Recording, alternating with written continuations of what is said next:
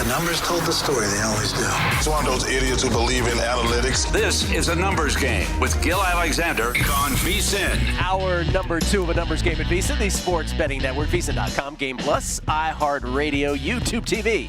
However you're taking us in, we appreciate it. It's Gill Alexander. It's Kelley Bydlon.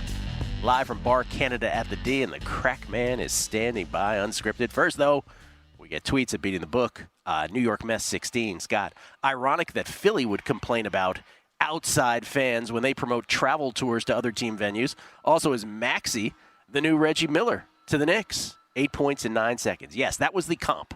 That was absolutely the comp. The Reggie Miller game against the Knicks where he is making the choke sign to Spike Lee.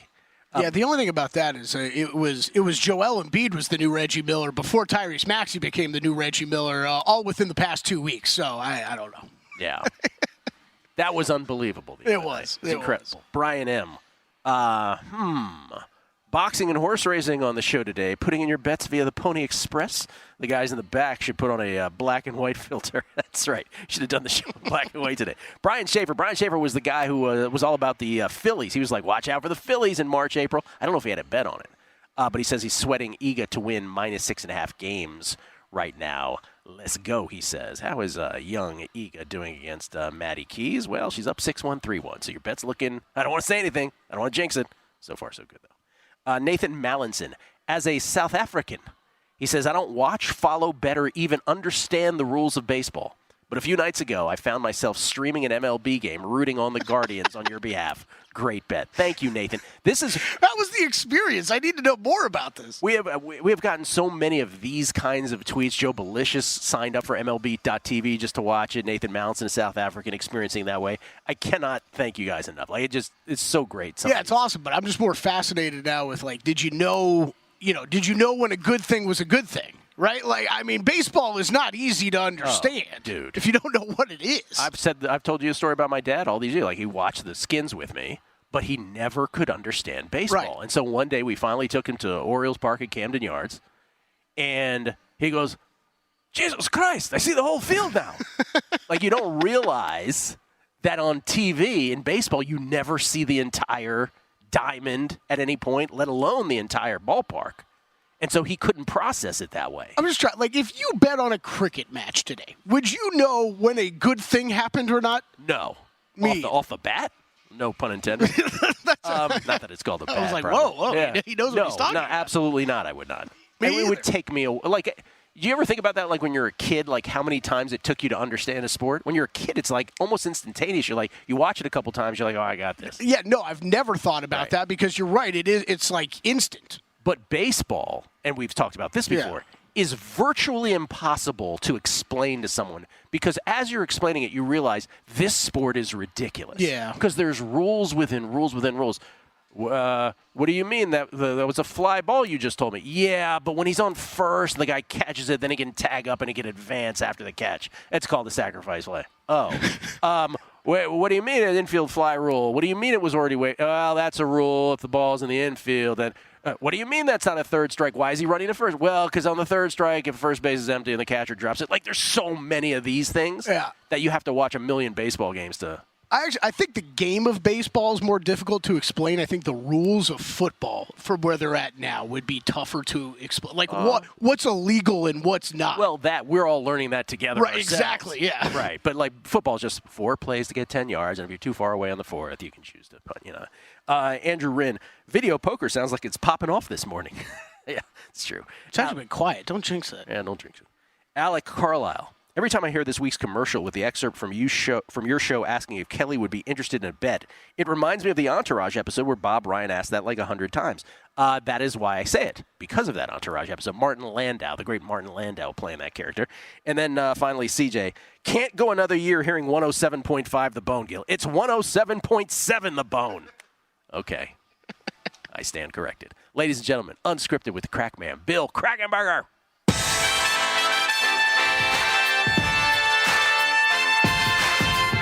Vegas, baby.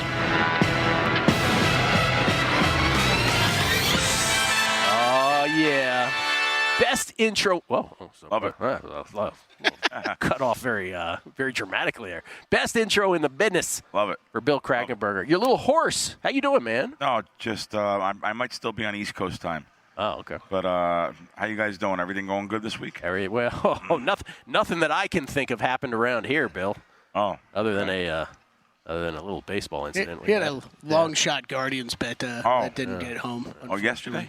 Yeah. Okay. March and April. Oh, I got We're you. 1 out away from 65-1 hitting, and then Wow. Then they were really playing above their head there for a while. You say that, but if you had followed the reasoning for the handicap, you would be like, no, it's actually what they should. No. That's 60. Yeah. I mean, they shouldn't. Right. Should they be that close to a 65-1? No, it's a bad number, is what I'm saying. But we're 1 out away, Bill, and then we got our heart taken out of our bodies. Was there any kind of hedge involved? Yeah, there was a hedge the couple nights before. But but again, there's so many teams in the scrum that it's not an easy hedge until it got to the very end there. I got you. Yeah. So you guys know I was back east. I'm sure you said about Howie, who's been on the talked about show. Howie, yeah. Yeah, and it was very unexpected for me. So you understand, I was actually going to stay with the guy a couple nights later. And our condolences again to you, Bill. My condolences for those who missed it. Bill is dear friends with Howie Schwab. Howie Schwab was most known for literally, and we said this the other day, Bill, Thursday, exactly a week ago in your absence, that Stump the Schwab on ESPN was actually live on air for only 2 years, and then was so popular it was in reruns for a long time after that. But he was a dear friend of yours. You did the show from his house. Yeah, that's right. Many times. Yeah. We had him on one time, courtesy of you, and you let me speak with him on the phone after the show once, and he passed away. Unexpectedly at 63. Unexpectedly, yeah. And it just, I know people are fans and people have heard this before. We don't mean to reiterate over and over, but after speaking to his wife a couple times now, and it got to me because only like literally no one that close to me has died since my mother passed away. I didn't realize I talked to the guy every single week. Yeah. Every week, I was the last person he tweeted to. 5 hours before he died. I mean. And it was unexpected, and he was in the hospital, but he had an infection that probably wasn't diagnosed properly. And Florida, the healthcare is just like Nevada; it's not that good. You have to stay on top of. His wife was very upset. I mean, she literally brought him dinner, and then 3 hours later he died, and he was fine. She said he was talking, he was coherent. We had conversations, and so it was very unexpected, like I said, and. My condolences to the fans, too. The fans get to meet, Howie Schwab was like sports Google before Google. That's what Dan Patrick said about him. Oh, yeah. Okay, there you go. Yeah. He really was. I mean, honestly, I would be hard-pressed to name anyone else that we've ever come across, either personally or just through the TV, right, who had more encyclopedic sports knowledge than he did. Now, also, you want to talk about him as a human being and a person, how Bill Krackomberger met him. I met him through Teddy Atlas at one of his dinners, his foundation dinners, where he bought my auction. So I had an auction where I would give away a Vegas trip, 4 nights to a nice casino here, airfare, a show of their choice, whatever show they wanted, and then I would give them a nice meal at Joe's. And so he bought that meal for like $8,000. And he bought it a couple of years in a row. So I got to be really good friends with him. And he was very charitable. You look no further than Dick Vitale. He went to Dick's Gala every year in Sarasota. And he introduced me to Dick. I had Dick on my show, a Wisecracks podcast. And he gave away a lot of money. It's like, he gave away a lot of money people don't know about how charitable and how internally what a good guy he was. So, here, rest in peace, Howie Schwab. So he had his funeral back in New York. His mom is still alive. So his mom is like 90 years old. Oh, man. It really hurt her because she was very, very, she lives alone. She's perfect. I've spoken to her with Howie. His dad just passed away a year and a half ago. So, you're talking about a guy that wasn't, it makes you almost, I don't know, I don't want to say atheist or agnostic, but it definitely makes me more cynical.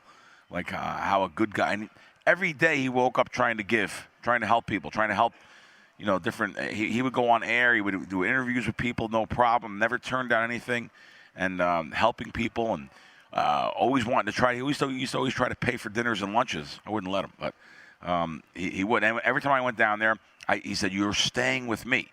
I said, "Howie, I was always staying in a hotel." And he's like, no. If I find out you come down here and you're staying in a hotel, we're going to have a problem. No, he was. He was in Aventura? He lives at Aventura, overlooking Gulfstream Racetrack, a ridiculously beautiful high-rise there that he moved into. And, he enjoyed a lot of his life, too. 26 years at ESPN. If you guys don't mind, just in this last minute here, I'll even read. I went and found something. And I put it on Twitter. And, not that I'm trying to go after ESPN, but ESPN PR put a nice thing. Oh, we remember Howie Schwab and our great esteemed colleague. Give me a break, ESPN, I said.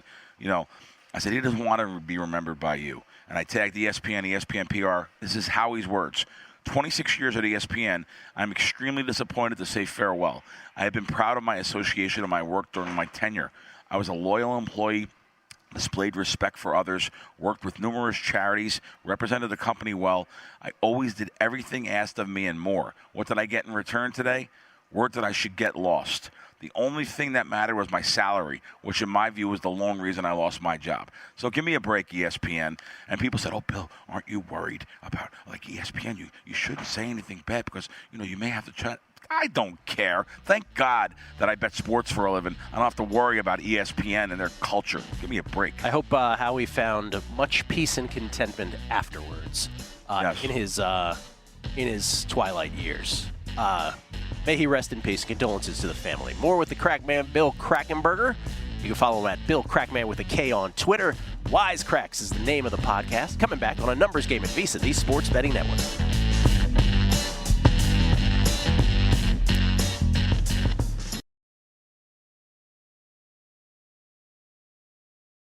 Back on a numbers game, live from Bar Canada, Canada. The Barrage at the D. It's Gill Alexander, it's Kelley Bydlon, it's Bill Krackomberger. Unscripted with the Crackman. Tomorrow on the show, Kelley, not sure if you're aware of this. Loaded. I say jokingly. Preston Johnson, I believe, right? Owner of Crawleytown. Make sure that Preston will be on later today. And Pablo Torre from the DK Network. What's the name of his podcast? Pablo Torre finds out. Yeah. Excited to have him on. It is a spectacular podcast, by the way. Oh, it's awesome, yeah.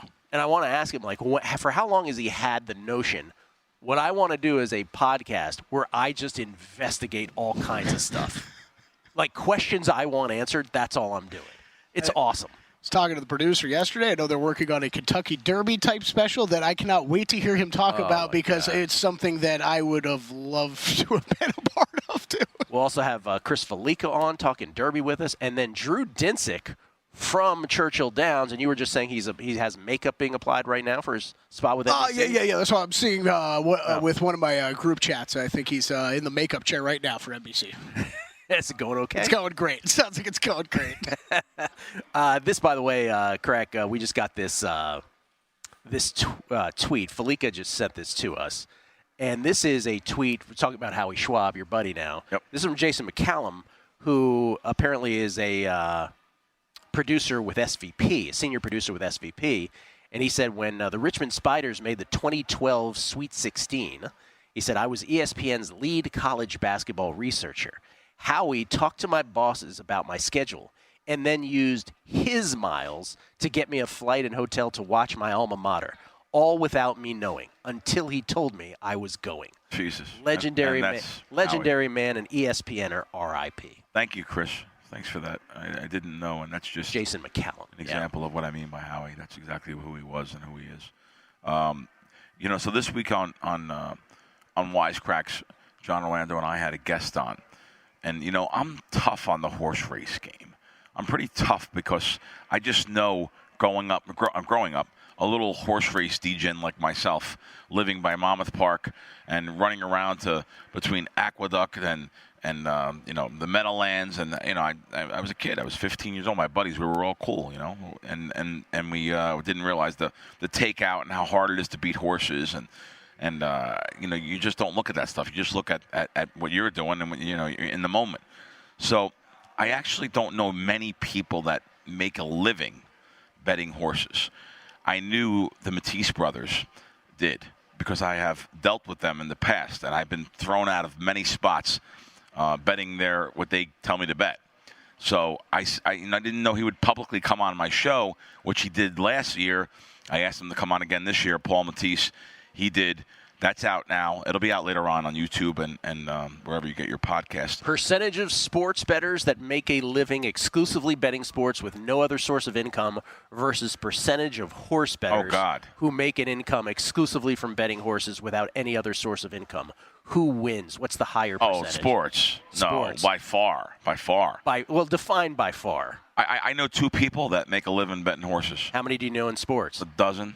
So it's not by that much, is it? 6 to 1 by far. Well, it is 6 to 1. I was going to answer your original question with it's small and small. One's just smaller than the other. And the 2 that make a living betting horses used to make a ton more, but that could be said for sports too. It's that tough betting sports. Oh, for sure. Too, but like horse race matchups, if that's part of their repertoire, that is a beatable event, and that means betting a horse against another horse to finish higher. It doesn't have to win, just has to beat that horse.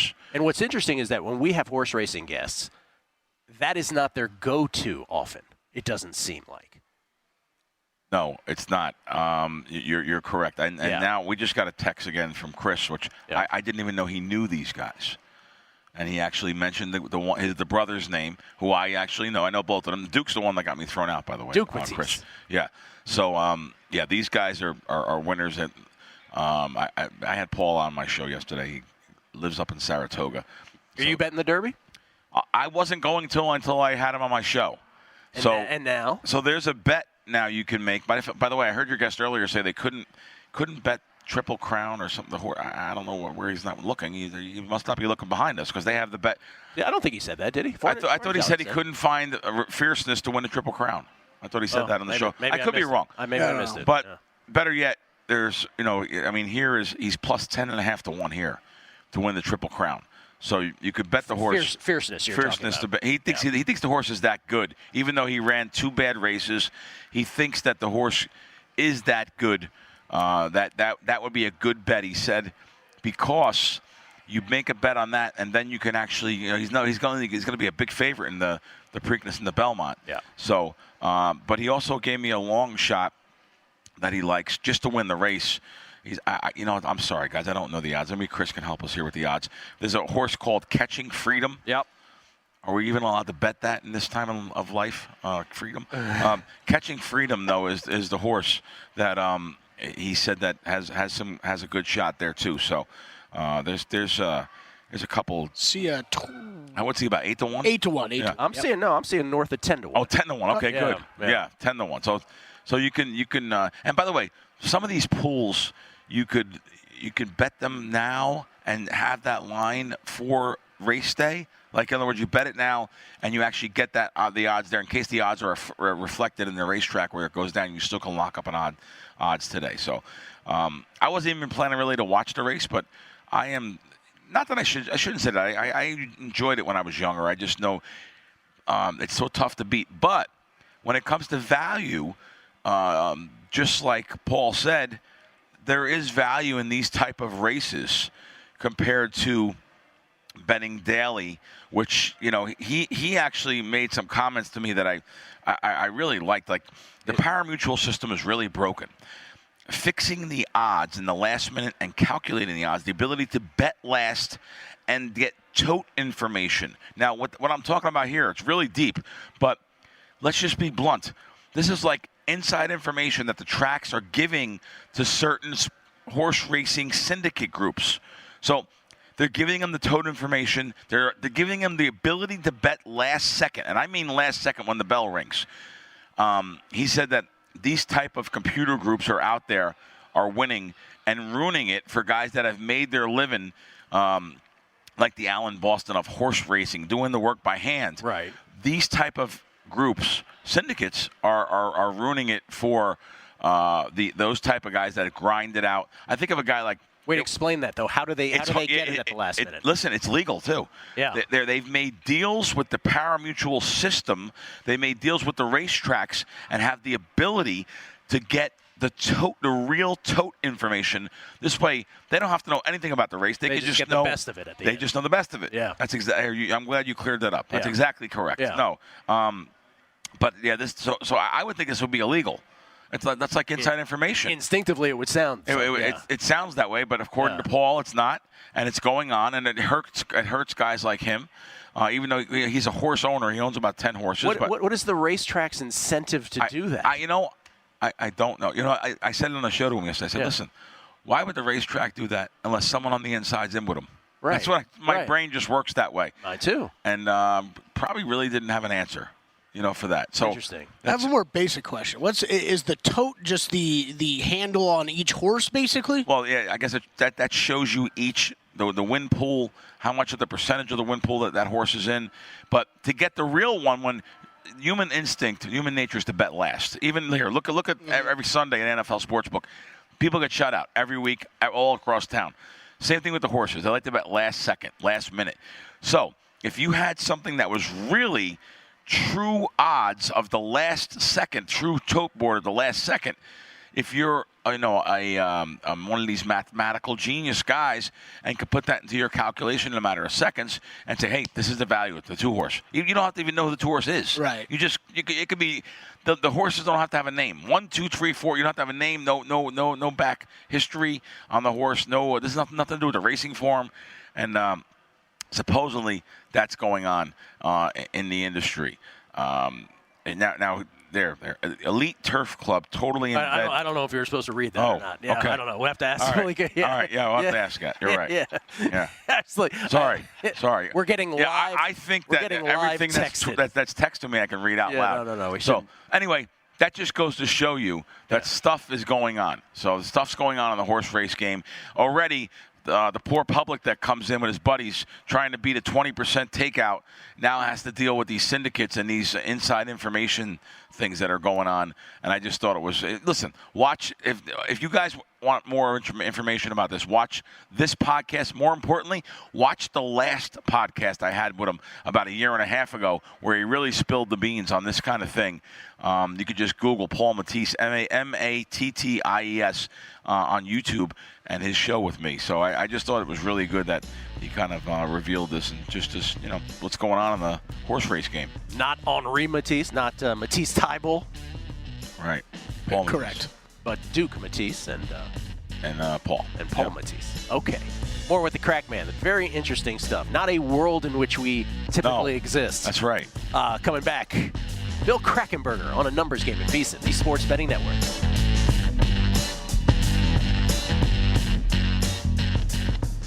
Are you ready to become your own sports betting expert? Look no further than a VSiN Pro subscription, your ticket to insider insights, exclusive data, and winning strategies for a limited time only, and it is limited.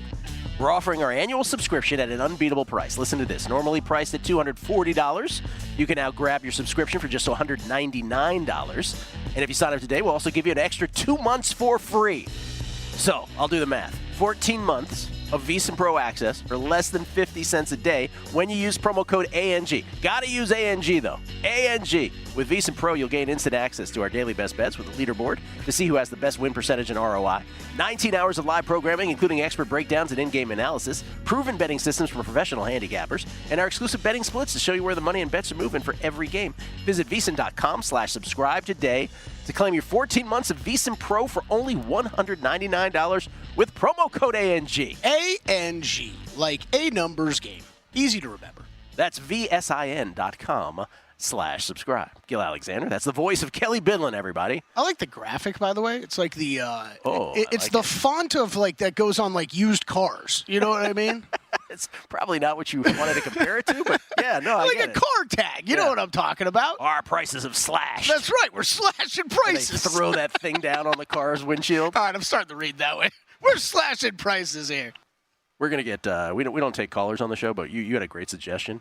off air. Would you like to share? Well, like one of my favorite things of coming to work at VSiN was that we don't take calls like a sports talk show where we've worked in the past, and that can be great sometimes. Sometimes it can be a little bothersome. You gotta vet the calls and everything like that. So I love that. But we might need like a Chris Felica, Will Hill just hotline because like the text messaging during, just call it. Just call. Yeah, crack like say, oh, they're in bed with, hey, stop it. Phil Weiss. Was Fornatel's father, Pete Fornatel, legendary WNEW and WPLJ 1970s disc jockey? Phil, I think so. Wow, I used to listen to those stations. Wow. I think so. PLJ 95. It was 95.5, I believe. Oh, this is a great one. Tim Johnson, he's great. He said, I laugh every time these NBA broadcasts mention the 79% win rate for Game 5 winners. Isn't it a coin flip at 75% rate under the same conditions? Yes, it is. Mike Alvarez. I was offline yesterday, and I remember when this show would hit on 100-1 College World Series futures. Now we can't even cash a simple 65-1 futures ticket? You suck, Alexander. The groundskeeper from Major League is right. They are still a bad team also. He didn't say those words. What a loser. What a loser. Ben Wilson's on next Friday. Maybe he could give some college World Series advice. He can help us out, for God's sake. Sorry about that.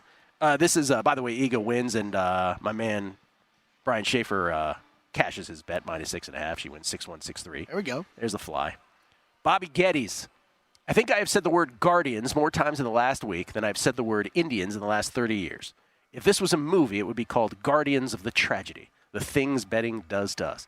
Oh, Jack Larkin from Sports Trade saying they've officially launched in Iowa. Nice. Congratulations. Iowa. There you go. Alec Carlisle. Thank you for pronouncing my name correctly. Almost never happens. Really? People don't pronounce Alec Carlisle correctly? Forrest Lehman. Pablo Torre rocks. Great get tomorrow. Can't wait. I'm looking forward to it. Teddy Rurek. Listening to Bill and Gill talk about the Schwab on VSiN has me tearing up just a bit. That's nice of him. I just actually sent him a DM and said thank you. Matt F. I believe Peter said he didn't see any horse winning the Triple Crown this year, not that he couldn't find odds. And this is interesting. Okay, Vegas Vice wants to add some clarification. I think this is a good tweet. Here he goes. The track incentive to allow the computer groups to put bets in last is that they bet large amounts and the track keeps a percentage of the handle. Hence, the track incentive is to generate increased handle. It will eventually kill horse racing for everyday players. Wow. How about that? That's interesting. So in other words, he's saying it's a good thing? No, he's not saying for the collective. For them. For the collective, he's saying it's a bad thing. Okay, good. Because I was about to say, does he believe in like mermaids and unicorns? No. He was very clear. Yes, he was good. No, he was good. Yeah, no, I mean, they do. They get, I guess on the win bets, I'll use for a low 15%. Well, I think it's higher than that, actually. But maybe New York. New York might be 14. But so they get a percent. So if someone's betting $10,000, they're getting $1,500 for giving them the right to do that.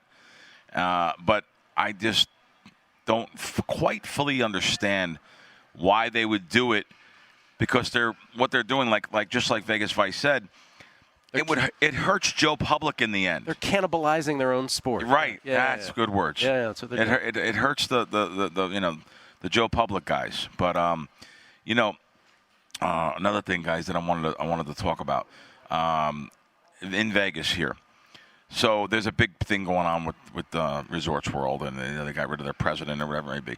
But you know what? Let me talk about the other side of this. It's the KYC law that's the casinos are supposed to follow. Know your customer. So a casino host, a vice president of player development, vice president of marketing, all the way up to the top of every casino in town. Do you think they hate this law? They hate that they have to find out where the customer's money comes from? Backtrack a second. Sure. So explain what you're referring to here. What happened? Well, it's just, I'm talking about the law itself, the KYC law. know your customer in general. For any big high rollers that come in, they want to know. They want you to know where the customer's money comes in if they're losing over 10 grand. Over 10, in general, and if they give them a credit line, if they issue you a credit line, if they let you gamble big. But well, what I was getting at at Resorts World, you're referring to the Ohtani situation. Yes. Yes. Yes, Ohtani. Or at Resorts World, they got rid of the president there. Yeah. And he pleaded guilty. He's going to be sentenced in May for knowing about where these customers, these bookmakers' monies come from. Multiple. The bookmaker in question was laundering money through Resorts World. That's what they say. Allegedly. Yeah, that's what they say. Allegedly. Listen, I'll just tell you this. Such a good word. Allegedly. If didn't Rome used to do that? He would say something like, allegedly. Yeah. Hey, it is. It is. Yeah. Allegedly. Allegedly. If casino executives had to turn down anyone that's gambling in their casinos due to previous nefarious activity, the casinos would probably close. They wouldn't be able to stay in business. That's how much people come in. Atlantic City was built on mob money. What you are suggesting, Bill Krackomberger, is that these types of people may have... I'm not looking at bookmakers in general. No, I'm saying in general, people who gamble a lot of money may have sketchy background sometimes. Listen, like I said, Atlantic City was built on mob guys coming down and dumping bagfuls of money on the crap table. I'm being sarcastic. No, I know. Yeah. That's how it was built. I mean, look at the show American Greed. All right, American Greed. American Greed. It's a great show. Look how the percentage of those shows have some type of gambling in the background where people were stealing money to gamble, whether it be the stock market, buying, Bitcoin, of course, horse racing, casino gambling. So look at the money. In the end, the casinos get the money. And guess what? They don't have to give it back. So give me a break with this, KYC, and we have to instruct this. Every casino in town wouldn't be able to last if you couldn't take people's money that were making money, doing something in their lifetime that was nefarious. I'll use that word. Anyway, I love American Greed. Yeah, me too. Kelley, who's the voice of that guy? Stacy Keach. Stacy Keach. Where'd you come up with that? Because Is that in front of you? No, because why do I love that show more than anything? Stacy Keach. Is because It's fun working with him every day. How did he get that? Because there's nothing. No. Because I checked on this when I became fat. Because Deborah Song, fashion stylist, she loves these true crime shows. So she's watching American Greed, and all I kept hearing was American Greed. When American Greed comes back, Kelley Bydlon thought he could get away with the crime. That's the way he does it. But he couldn't. Right? I never knew. The whole time. I never knew how sick. I'm gonna have to watch this now. Listen, I never knew how sick he was. Yes. He just came up with the voice. No, that's exactly it. It's a Stacy Keach. So the whole time I'm like, who is the voiceover guy? So I Googled it back then. But he was a big actor in his day, too, right? He was a big actor. Yeah, Stacy Keach. He's What was probably he, like 80 years old. I mean, he's got to be 1,000. A B actor, but he's in a lot of things, though. He's got to be 1,000 years old. But if you watch, American Greed is very good. Lots of American Greed. But the gambling industry, it profits a lot from those American Greed episodes. What happened with people stealing money? What do they think about it? What are you stealing money for? What are you being greedy for? To obtain items and materialistic things? Gambling is usually involved in that. So, and then you have the people that gamble that steal money just to gamble because they're degens. And I get it. I mean, I see these stories and I'm like, wow. But, I just wanted to talk about this KYC law and how they're saying, well, you have to know. Do you think a casino host wants to go up to a guy that's stuck $6,000 and say, oh, by the way, Mr. Jones, where does your money come from? I'm stuck $6,000. Let me get out of here. Get away from me.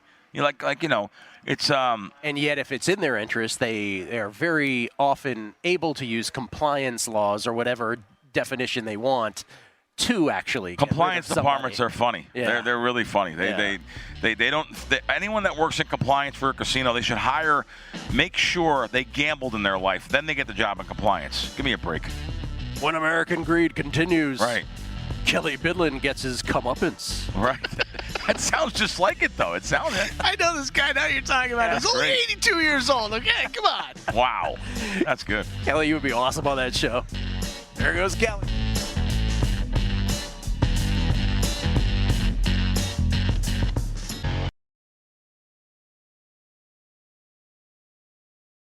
Sports Betting Network. So we just went from Stevie Wonder, Boogie on Reggae Woman to Bob Seger's Night Move. Who's DJing at the D? I like it. Don't miss out on any of the NBA playoff action at DraftKings Sportsbook, an official sports betting partner of the NBA. From the play-in tournament through the finals, DraftKings Sportsbook has you covered with same-game parlays, live betting, odds boosts, and so much more. Download the DraftKings Sportsbook app and use code VSIN. New customers bet $5, get $200 in bonus bets instantly. That's code VSIN, only on DraftKings. The crown is yours. We get tweets at Beating the Book. Always appreciate the feedback. Best listeners in the game. Love you all. Roger Jones. Guys, what Crack heard from the Matisse brothers is 100% correct. The tracks let these computer groups bet last because they pour tons of money through the window. You didn't want to say Elite Turf Club, but didn't. Check news on them.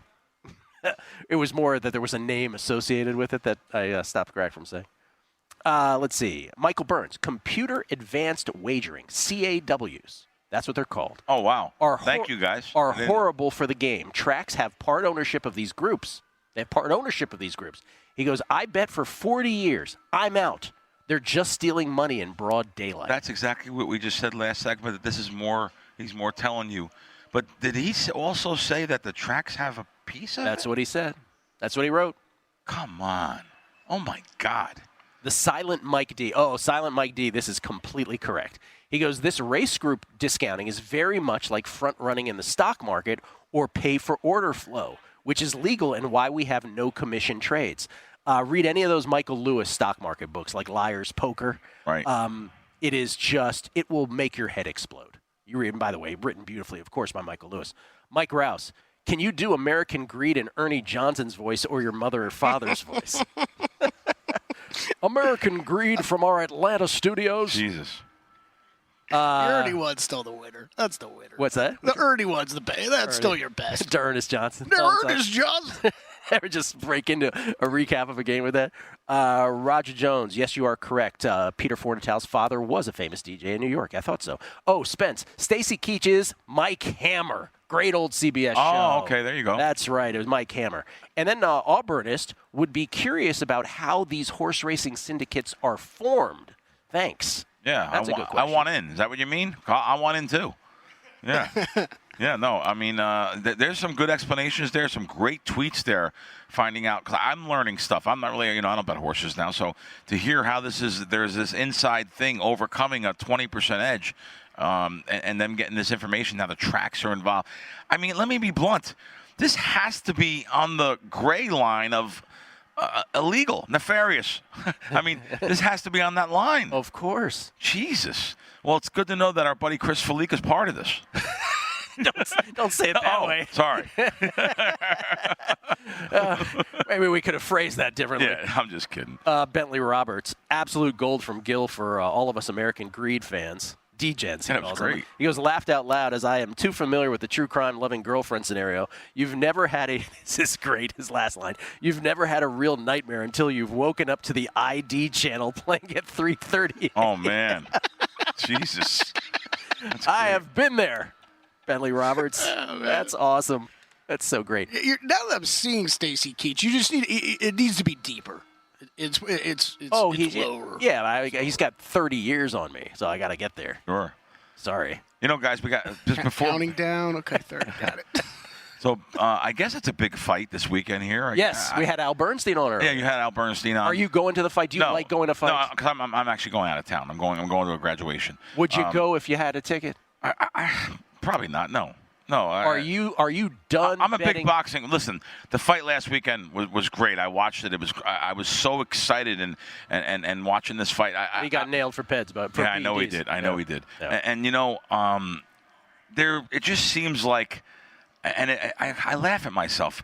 When Floyd retired, it was probably over for me going to fights and stuff. Now, why would I even go to his fights? Because they were so boring, a lot of them. Defensive, shoulder roll. But it was just a different time for boxing. And then, of course, back when we were growing up, and Gill, you remember the great times in the 80s with Hagler, Leonard, Duran, and that was Hagler, Hearns, Leonard, Hearns. Leonard Hearns won the greatest fight of all time. Yes. No, but you're right. Floyd was a great businessman. Just a businessman. His matches. He had me always thinking something. His bouts were so boring. Yeah. So boring because he's a great defender, right? Yes. So that was my boxing. Yeah. And I got to learn about defending and scoring points and stuff like that, and not sweet 80s knockouts by heavyweights. Well, it's why, like, those of us who saw those fighters in the 80s, I'll just speak for myself. Those guys I believe, would have destroyed him. That's what we think. Oh, That's what we he think. never would have even allowed them to fight him. He never would have taken that. He would have waited for Sugar Ray to get to 38 years old. Like he waited for Manny or He took forever for that fight. He would, like with Canelo, he would have fought Hearns when Hearns was 21 or something. He right? fought Canelo early in Canelo's career. Yeah. Not that I think Canelo would have won anyway, but but that's what he did. Canelo early, Pacquiao late. That was his thing. So last night I went to all these guys from the boxing game because I grew up a big boxing fan. These guys were in town. Steve Pratt, Mark Abrams, and I met another guy that worked for Al Heyman, which I thought and he came to dinner. There was a bunch of us who went to the Italian American Club last night. These guys all come from out of town. They're excited to go to the Italian American Club. Kenneth Bore, he works for Al Heyman. So went to dinner last night at the Italian American Club. Great meal. Good to see these guys and hear they're about my age. And to hear them all talk about the boxing game now, they're excited for it now because they make money with it now. Of course, they're involved with promotions and the media. You know, when I was a kid, Al Heyman used to promote concerts in D.C. Last night I found out that. I said, what? He Yeah. said, Al Heyman is a multi-millionaire from concerts. When I was a kid, I used to listen to R&B radio stations. It was like an Alan Heyman production. And then he became this massive boxing guy. I don't know how he made that transition. I never knew till last night how big of a musical influence. I mean, he had Michael Jackson on the road. So he's a multi-millionaire. I think he's from Cleveland. And, he made all this money in the industry. I didn't know it till last night. So hearing that, I love, boxing historian kind of stuff. And things like that. So it was really cool, nice dinner, and again, one of the most reasonable places in town. I was just telling him, I said, I can't. We could have went to a different restaurant, one of the ones I like, but this was the one that really, it's old school mom and pop. We all went. I know I always put them on a map, but here's what I want to know about. Yeah, you should just have a cut there. Really, I should get a cut of the profits here. Are you though? Have you gotten to the point with boxing? Because I mean, we've all. I shouldn't say we've all been there, but I have certainly. I'll make fun of myself. I have vowed to never bet boxing again, not on one occasion, Bill. I fully understand. But on multiple occasions. Yeah. And one of them was a Triple G Canelo fight where I was there. I was there too. Yeah. I was convinced Triple G won, and I think that was the draw, the one that I went to. And I was like, I'm not doing this ever again. And if I do it again, someone just slap me in the neck. What'd you say? The draw. No, I think it was that was the first one, I believe. Was it the first one? I think it was. Oh, then I went to the one where they gave it to Canelo, whatever it was. Yeah. I didn't go to the first one.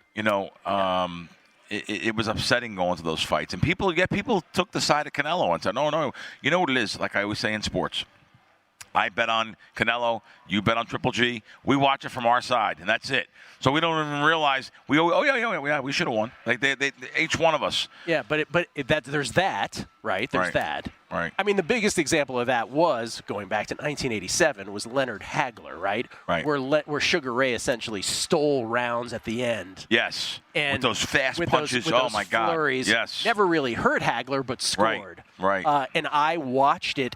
Closed circuit at the Boston Garden. Wow, closed circuit. Where Hagler was from Brockton, Mass. So it was a completely pro-Hagler fight. Oh, my God. Everyone there. They thought he was killing Ray. And I got my buddies at the Cap Center saying, oh, no, Ray killed him.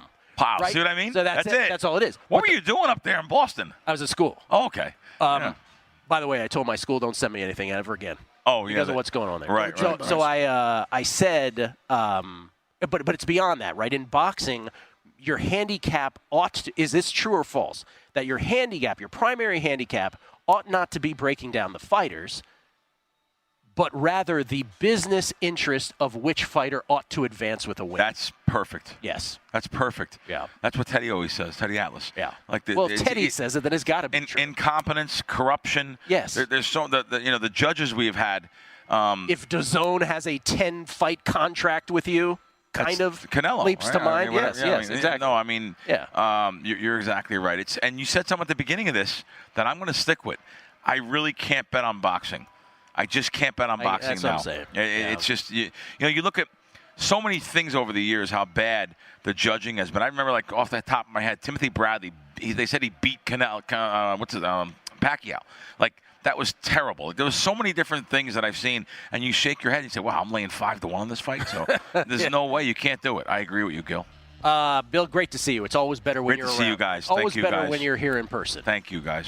We appreciate it. Great to see you. Sorry about your friend. That's so nice of you to start on it and end on that note. Yeah, my Beautiful. condolences. All of our condolences.